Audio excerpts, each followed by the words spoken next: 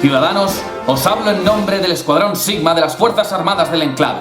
Os hablo porque os necesitamos. Os necesitamos para traer de nuevo esta nación a la gloria que se merece. Los autoproclamados líderes de este país están llevando a América a la ruina. Unos líderes que se doblegan ante la voluntad de los comunistas chinos. No lo consentiremos. El enclave no permitirá que eso suceda. Por eso te necesitamos a ti, ciudadano. Necesitamos que acudas al centro de reclutamiento más próximo para unirte a las fuerzas de liberación del enclave. Este país solo será la tierra de los libres si sigue siendo el hogar de los valientes. No desfallezcáis, América. El enclave está aquí para arreglar las cosas. El enclave está aquí para traer a América de nuevo a la gloria. No confiéis en aquellos que van de profetas diciendo que traerán a América a los buenos tiempos. Solo el enclave podrá conseguirlo con orden y disciplina. El gobierno que se merece América es el gobierno del enclave. Así que, pues, coged vuestras armas, coged vuestra munición y preparaos para la batalla. Dios bendiga América. Dios bendiga al enclave.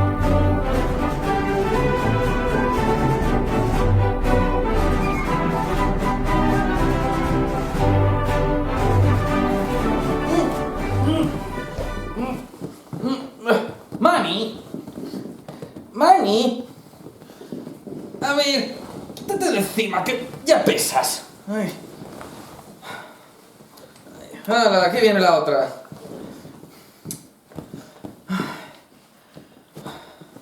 Debería jugar menos al Fallout.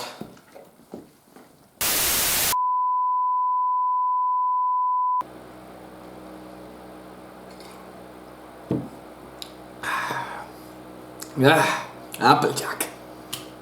Saludos, bucaneros. Esto es Navegando por la Historia y yo soy Lobo el Navegante. Y bienvenidos a otro capítulo más. Creo que adivináis de qué nación vamos a hablar hoy, ¿no? ¡América! Como hemos visto hasta ahora, las naciones son entelequias que tienden a crearse en torno a factores culturales e históricos comunes. Pero, ¿qué pasa con aquellas naciones que surgen de otras a causa de su expansionismo colonial o imperial como si fuesen esquejes de una planta? Si tomamos como ejemplo los países que en su día fueron colonias británicas, es decir, Estados Unidos, Canadá, Australia, Nueva Zelanda, encontramos que sus procesos de construcción nacional son totalmente distintos a los de la vieja Europa, no solo por tener una historia relativamente más corta, sino por no partir de monarquías y sociedades estamentales. Aunque siendo honestos, esto no es del todo correcto, pues Canadá y Australia siguen teniendo al rey de Inglaterra como soberano y se describen como monarquías parlamentarias federales. Pero el caso que vamos a abordar hoy es el de Estados Unidos, no solo por ser distinto al de las otras excolonias británicas, sino por ser de forma indiscutida el más influyente. Algunos tradicionalistas y primordialistas europeos incluso niegan a Estados Unidos la categoría de nación, pero esto no puede importar menos a los americanos, que no dudan en calificarse con ese título. ¿Estarán en lo cierto? Sin más, comencemos.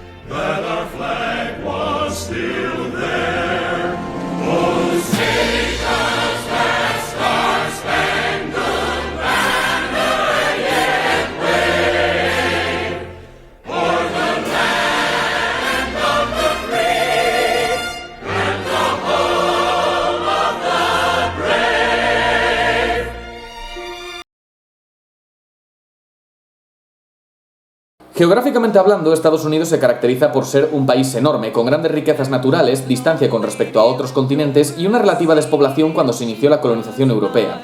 Esto explica las constantes oleadas de inmigrantes atraídas a ese territorio, las cuales empezaron a ser reguladas y planificadas hasta cierto punto desde mediados del siglo XIX. Algo que caracterizó a esa sociedad desde el principio fue el relativo respeto hacia la diversidad cultural de los recién llegados, pues a estos no se les exigía abandonar su religión, costumbres o lengua.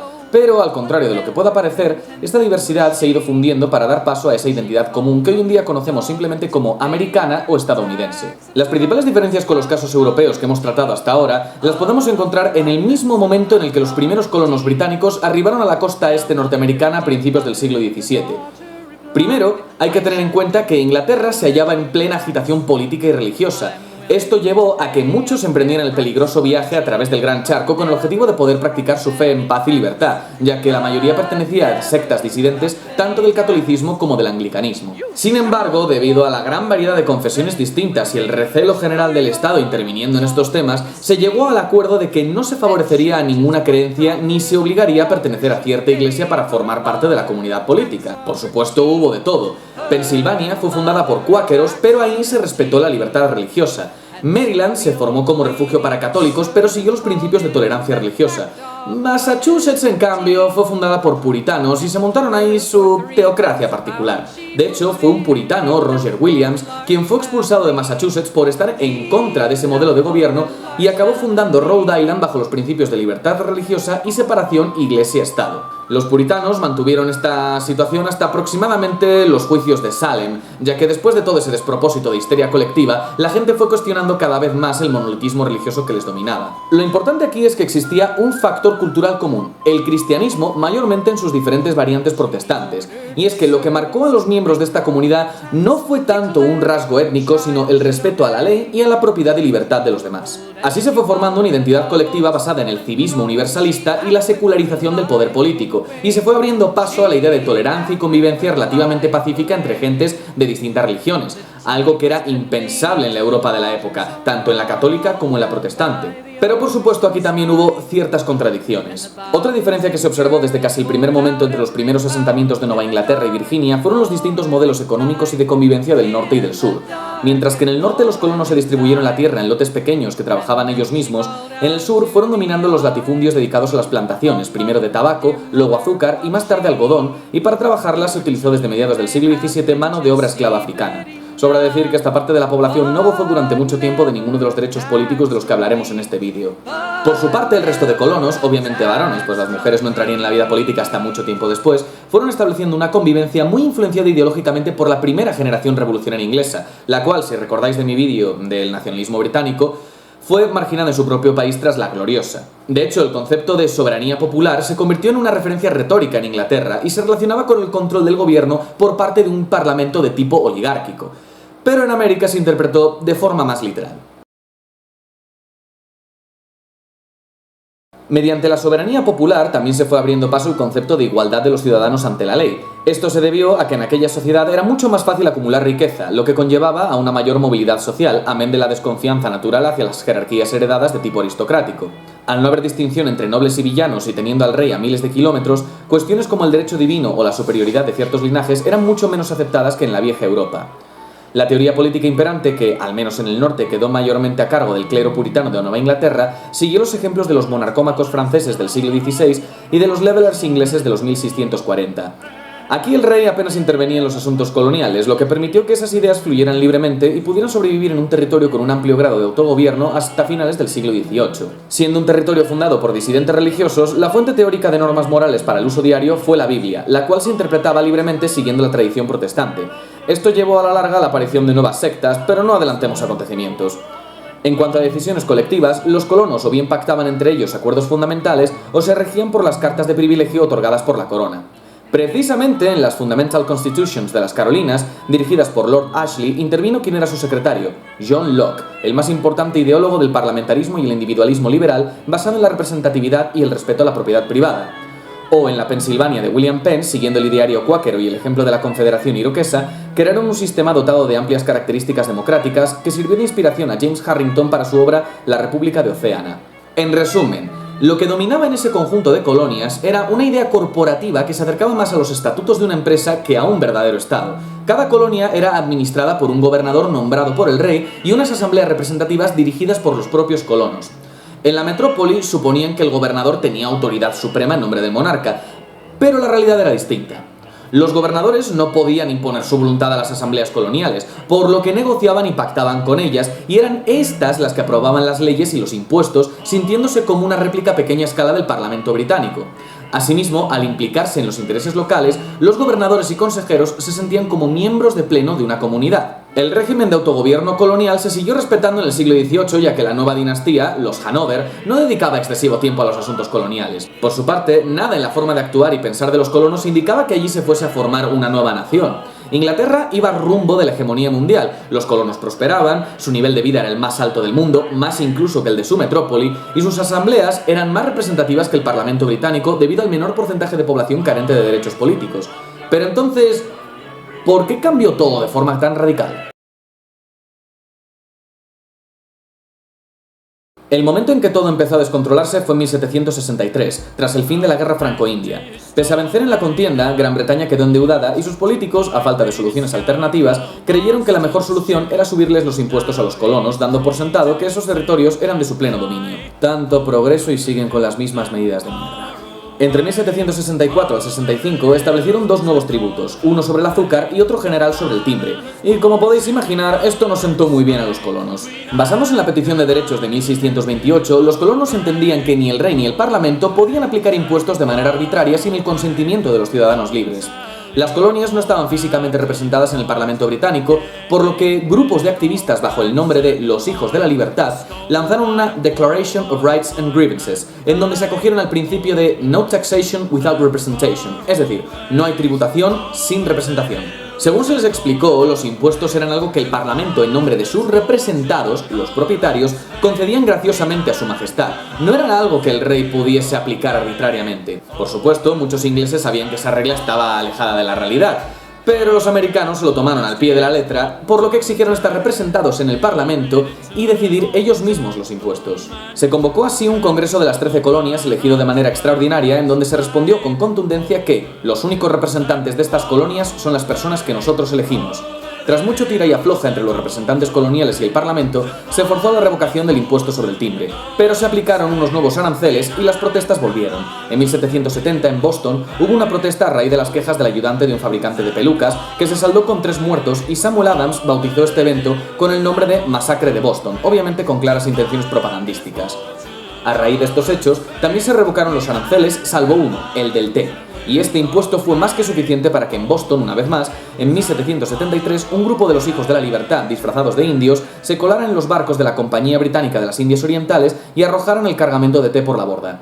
Si bien es cierto que esta acción no fue realmente bien recibida por el público en general y hubo condenas por parte de personalidades como Benjamin Franklin, quien se ofreció a pagar de su bolsillo el té, lo cierto es que eso no les sirvió de nada a los británicos, que respondieron con contundencia. Los británicos mandaron tropas para reprimir a los revoltosos colonos e impusieron la ley marcial en Boston, una de las llamadas leyes coercitivas o leyes intolerables, como dijeron los colonos. Esto eventualmente llevó a la convocatoria del primer Congreso Continental en Filadelfia el 5 de septiembre de 1774. Pero este no llegó a buen puerto y tras los primeros enfrentamientos entre las tropas regulares y la milicia colonial o Minutemen, se convocó otro segundo Congreso Continental el 10 de mayo de 1775. Pero con respecto al nacionalismo, en primer momento la idea de la independencia no pasó por las cabezas de los que convocaron estos congresos. La realidad es que en el primer congreso todavía se hablaba de la lealtad al rey, pero por otra parte se hablaba de la vulneración de los derechos de los colonos, así que la situación era un tanto ambigua. De la misma forma que era ambigua la relación de los colonos con Inglaterra, pues incluso en el momento de estallar formalmente el conflicto no se había planteado el problema de la identidad colectiva, así que no sabían decir si los rebeldes eran ingleses libres, como afirmaban, territorios con un régimen especial dentro de una monarquía imperial o una entidad política nueva. Por no hablar de que en caso de que se diese esto último, quedaba el asunto de si esa entidad la constituían los 13 gobiernos coloniales o el conjunto de la población del territorio. Pero en 1776 por fin se pusieron de acuerdo. El 4 de julio de 1776, Thomas Jefferson, Benjamin Franklin y John Adams redactaron y lanzaron la Declaración de Independencia. En esta declaración cabe destacar el célebre segundo párrafo que dice: sostenemos como evidentes estas verdades, que los hombres son creados iguales, que son dotados por su creador de ciertos derechos inalienables, que entre estos están la vida, la libertad y la búsqueda de la felicidad. Sin embargo, con frases bonitas no se habría fundado una nación. En el primer párrafo de la declaración podemos leer: cuando en el curso de los acontecimientos humanos se hace necesario para un pueblo disolver los vínculos políticos que lo han ligado a otro y tomar entre las naciones de la tierra el puesto separado e igual a que las leyes de la naturaleza y el Dios de esa naturaleza le dan derecho, un justo respeto al juicio de la humanidad exige que declare las causas que le impulsan a la separación. Es en este primer párrafo en donde empieza a entrar en juego el nacionalismo, pues es de importancia capital esa referencia a un pueblo, one people. Pues pese a las referencias a estas colonias unidas, como podemos leer en la resolución de Lee, en la declaración de independencia se abría paso la idea de que existía una comunidad humana distinta a la británica, y era esto lo que les permitía rechazar la autoridad del Parlamento y el rey inglés. Una comunidad llamada el pueblo americano, que ya empezó marcada con rasgos mesiánicos de pueblo elegido. No olvidemos declaraciones como las que hizo John Adams en las protestas contra la ley del timbre. América ha sido señalada por la providencia como el escenario sobre el cual el hombre construirá su verdadera imagen, donde la ciencia, la virtud, la libertad, la felicidad y la gloria han de prosperar en paz. No me voy a explayar hablando de la guerra de independencia, pues para eso la estoy tratando en una serie de vídeos que ahora tengo en hiato.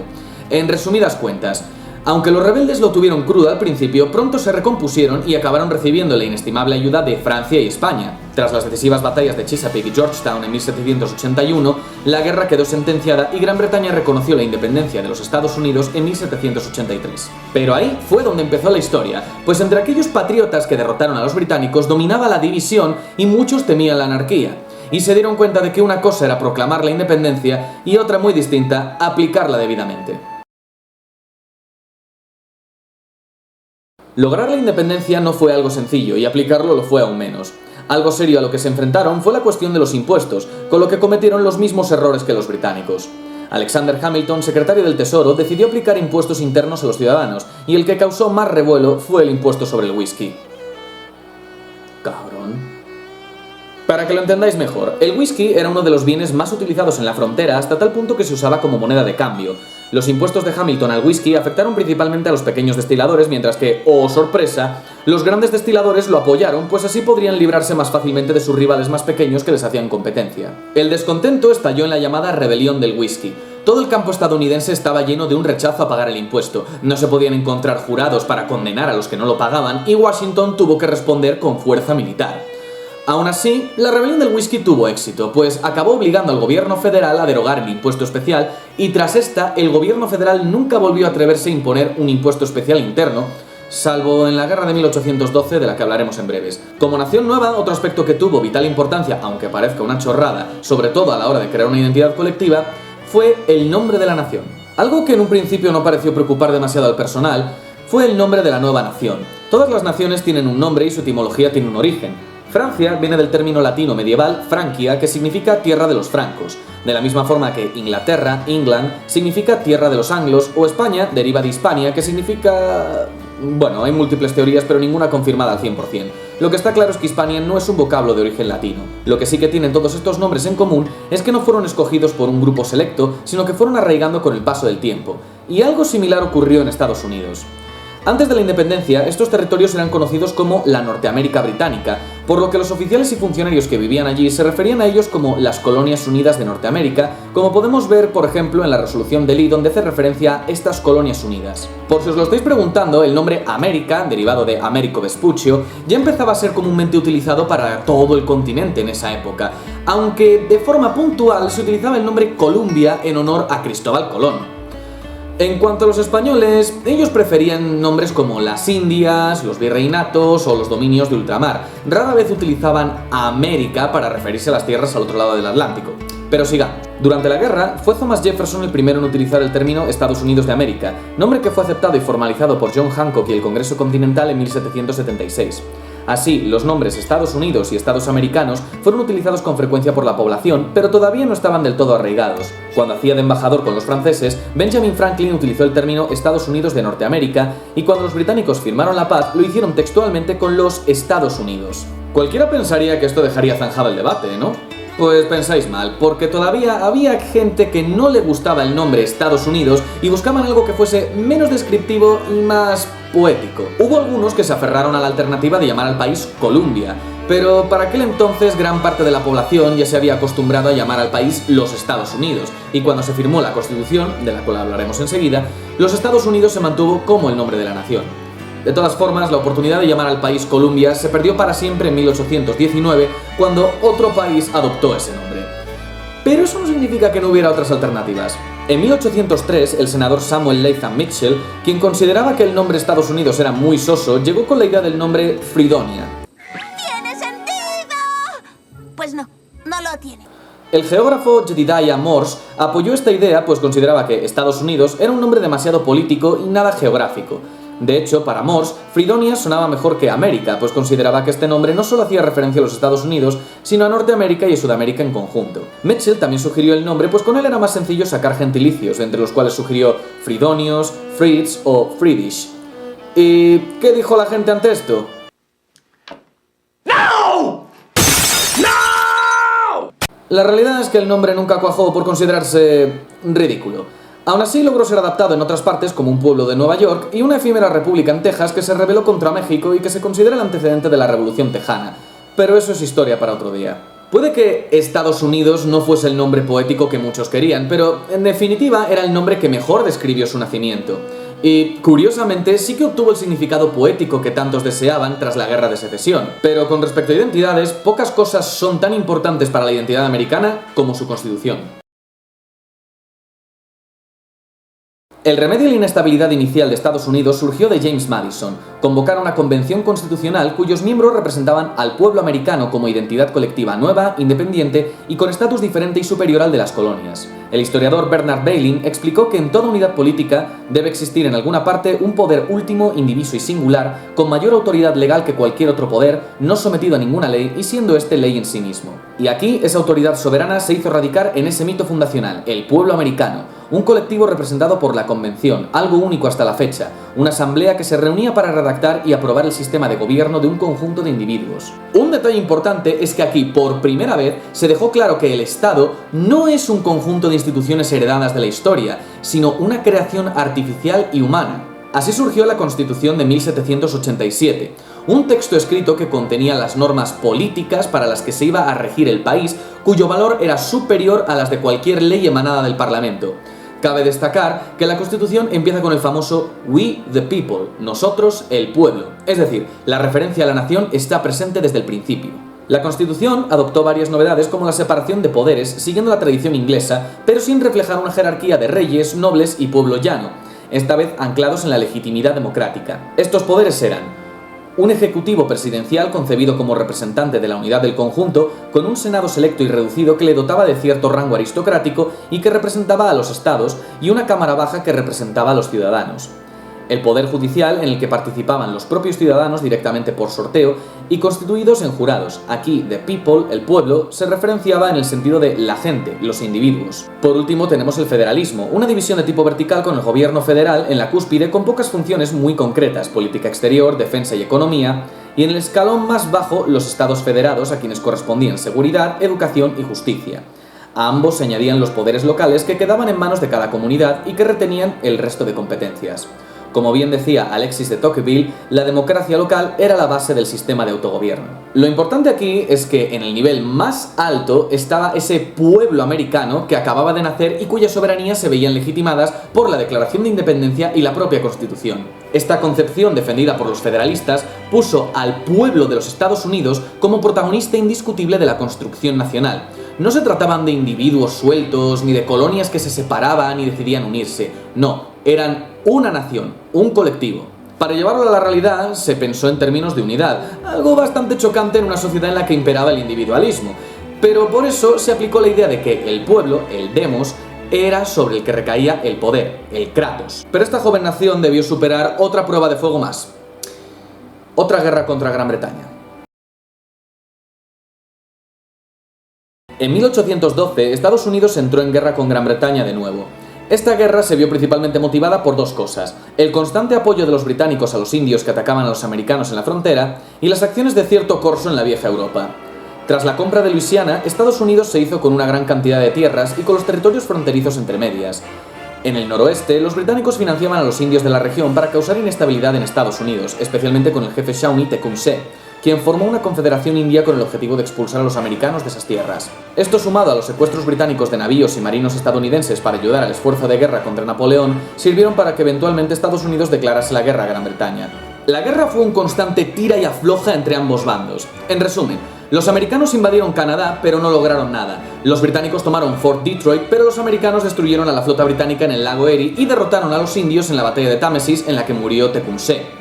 Los británicos, por su parte, bloquearon la costa estadounidense y asaltaron plantaciones en el sur, liberando cientos de esclavos que se unieron a las filas de sus ejércitos e incluso llegaron a desembarcar en Maryland, avanzar hasta Washington DC, la cual incendiaron junto con edificios gubernamentales, incluida la Casa Blanca.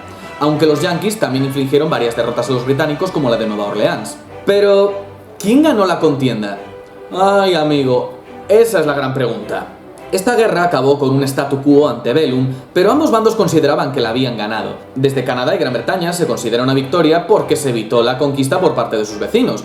Pero, y esto es lo importante para nuestro tema, en Estados Unidos se considera una victoria porque fortaleció el espíritu nacional y demostró a su antigua metrópoli que no iban a volver a someterse a los caprichos de ninguna potencia extranjera. Más o menos. Es más, en esta guerra nacieron símbolos como la canción Star Spangled Banner, a raíz de la batalla de Fort McHenry y que se convertiría en 1935 en el himno oficial de la nación. Eso sí, lo que es incuestionable fue que los grandes derrotados fueron los indios, pues los británicos dejaron de apoyarles y el sueño de crear un estado indio independiente protegido por Gran Bretaña se esfumó. Estas acciones tuvieron como consecuencia que durante muchos años los llamados pieles rojas careciesen de derechos políticos que poseía el resto de la población, aunque no todos. La esclavitud empezó a existir oficialmente en Norteamérica desde 1660, cuando se eliminó el régimen de servidumbre involuntaria y se sustituyó por el de esclavitud. Tras la independencia, el debate sobre la abolición estaba presente, pero sin demasiada fuerza, ya que en aquel momento había otras prioridades. Una vez todo quedó asentado, los estados del norte fueron progresivamente aboliendo la esclavitud hasta que esta fue eliminada del todo. En el sur, en cambio, las cosas fueron distintas. Al contrario de lo que piensa la gente, el sur estuvo a punto de abolir la esclavitud también.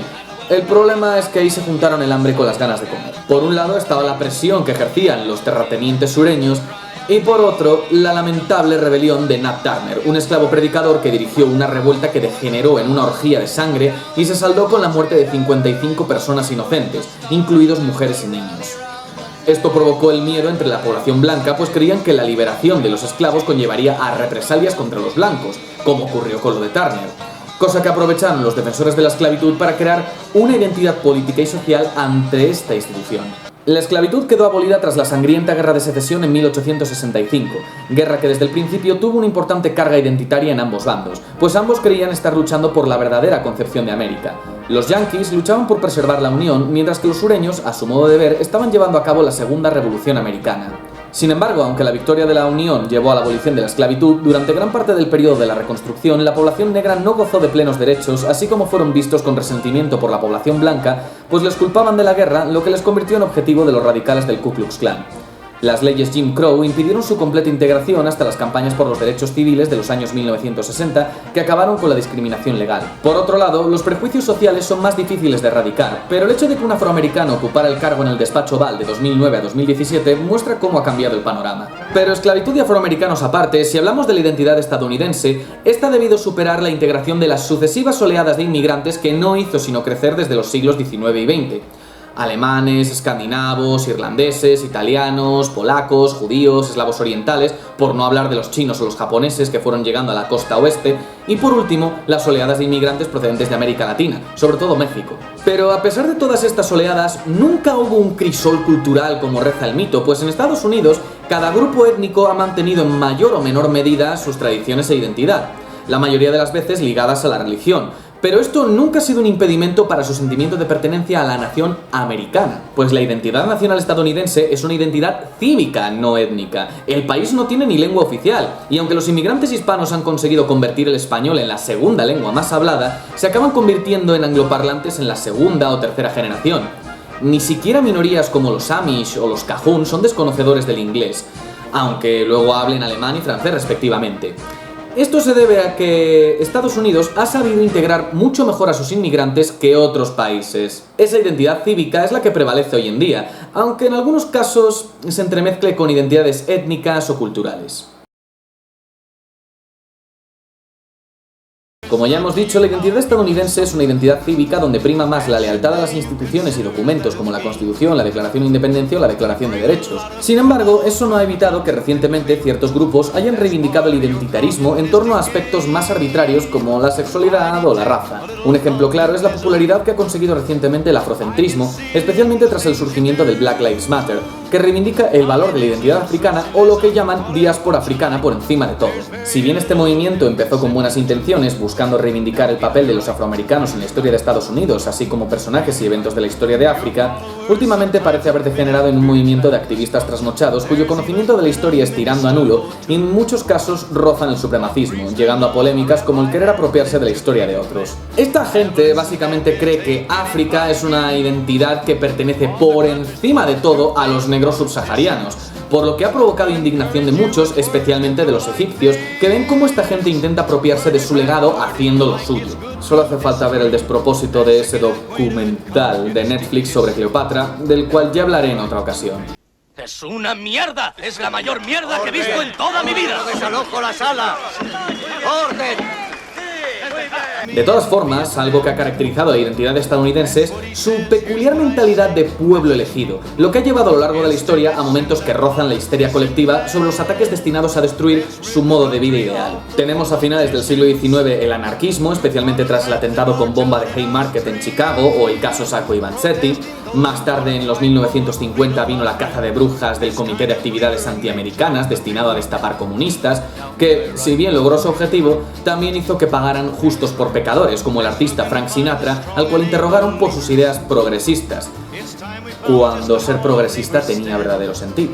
Esto, por supuesto, se tradujo en un control ideológico incompatible con las ideas de un país libre. Por último, tenemos el auge del terrorismo islámico, especialmente tras los atentados del 11 de septiembre de 2001. Pero otra cosa que ha condicionado a la identidad americana es su papel como potencia hegemónica.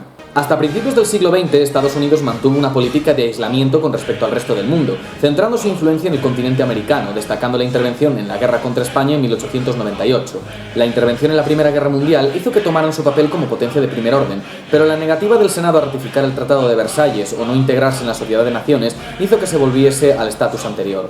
Destacó en esa época el movimiento America First, apoyado entre otros por personalidades como Charles Lindbergh, el primer aviador en cruzar el Atlántico, pero el ataque a Pearl Harbor y la entrada en la Segunda Guerra Mundial cambiaron las tornas. Desde ese momento, Estados Unidos dirigió el bloque capitalista del mundo y a pesar de sufrir la humillante derrota de Vietnam, la debacle de la URSS hizo que técnicamente saliesen como los victoriosos de la Guerra Fría. Se habló entonces del fin de la historia, pues solo quedaba un sistema político, la democracia, y un sistema económico, el capitalista de libre mercado.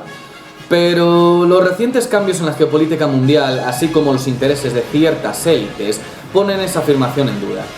El futuro no está escrito. En resumen, podemos decir que la identidad americana, a diferencia de las surgidas en Europa, tiende a ser más individualista libertaria que colectivista autoritaria, al menos así lo explicó Laia Greenfeld. Sin embargo, el papel de potencia hegemónica resulta difícilmente compatible con una sociedad de marcadas libertades individuales y escaso peso del Estado. Por otra parte, los ataques al estilo de vida americano, hoy representados por el terrorismo islamista y quizás en un futuro no muy lejano por el comunismo nuevamente, han reforzado la unidad de esta sociedad, pero por desgracia ha redundado en la reducción de libertades ciudadanas. Como veis, Estados Unidos es un ejemplo de que las naciones no tienen que venir de siglos de antigüedad, cosa que comparten precisamente con los vecinos que tienen en el mismo continente. Vecinos del sur que se han visto también muy condicionados por la existencia del gigante yankee. Pero, como digo siempre, eso es historia para otro día. ¿Se viene LATAM? Se viene LATAM.